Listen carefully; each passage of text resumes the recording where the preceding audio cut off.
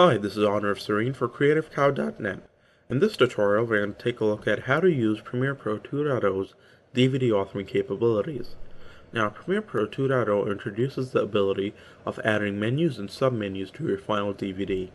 However, if you plan on doing anything more advanced than that, I would strongly recommend that you take a look at a dedicated DVD authoring application such as Encore DVD.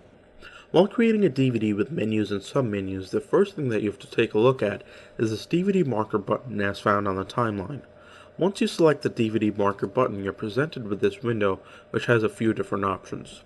The name option, or the name area, essentially gives this particular scene a name. Since this is the first scene of our DVD, I'm just going to give it a name of first. Now, the second thing that you have to be concerned about, and this is perhaps the most important thing, is the marker type. Now, there are three different types of markers.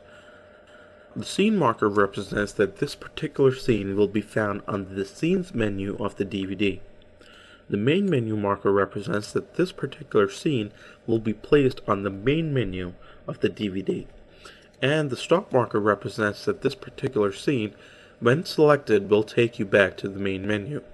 Now, since this is our first scene, I want to place it on the main menu, and therefore I select main menu marker.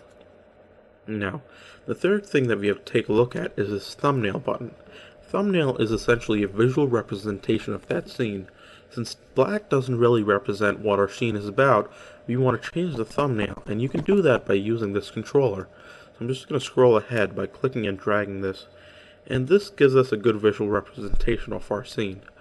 Now, the other option is the motion menu button. What the motion menu button does is, once you click on it, it essentially animates the thumbnail instead of giving you a static thumbnail. So once that's complete, I'm just going to hit OK. Okay, I'm going to scroll a little further in my timeline and add another DVD marker right about here. So I'm going to click on this DVD marker button, and I'm presented with this exact same window that we saw the last time. I'm going to give it a name second, and I'm going to leave the marker type as scene marker because we do have content prior to this particular scene, and we do have content after this particular scene. Also, I'm not going to alter the thumbnail offset option over here because the thumbnail perfectly represents this particular scene. I'm going to hit OK and scroll down a little bit further onto this fourth image. I'm going to add another DVD marker here, and I'm going to call it third.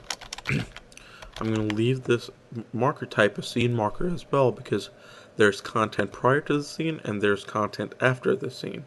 Also, this thumbnail perfectly represents this particular scene, so there's no need to alter that as well. So I'm going to hit OK and move a little further towards the end of the video.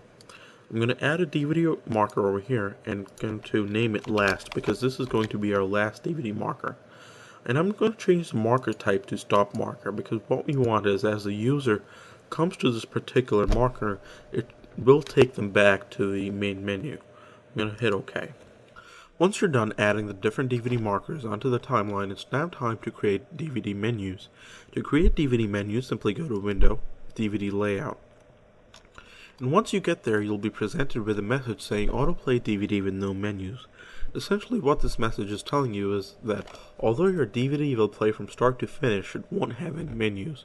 To add menus, simply select Change Template and select from one of the many templates that ship with Premiere Pro. I'm just going to select the numbers scheme and hit OK. I'm going to preview the DVD by selecting Preview DVD, and you can see that the first scene does show up on the main menu, and the scene selection menu does have our second and third scenes. Now, to customize the background, make sure that you have the DVD layout window open as well as the effects control window open. I can change the background by simply browsing for a file on my hard drive, and I can add an audio track in the background if I wish to do so. Again, I can either apply this to all the menus by clicking on this button, or I can change the menus independently. Another customization technique is to take your mouse and place it over one of the DVD elements, such as titles. In this case, I'm going to take my mouse and place it over the main title, and you'll see that it is accompanied by a small T. Now, this T indicates that this text is editable. To edit the text, I simply double-click on it and change that to slideshow. And once I do that, you'll see that the changes are made instantly. Now you can change the properties of this particular element also in the effects control window by changing the font or by changing the font size or any of the other options that you see here. As you have observed, Premiere Pro 2.0 gives you a lot of customization options while preparing your DVD. I highly recommend that you try out some of these customization options on your own, and if you have any questions, please feel free to post in our forums. Thanks for watching.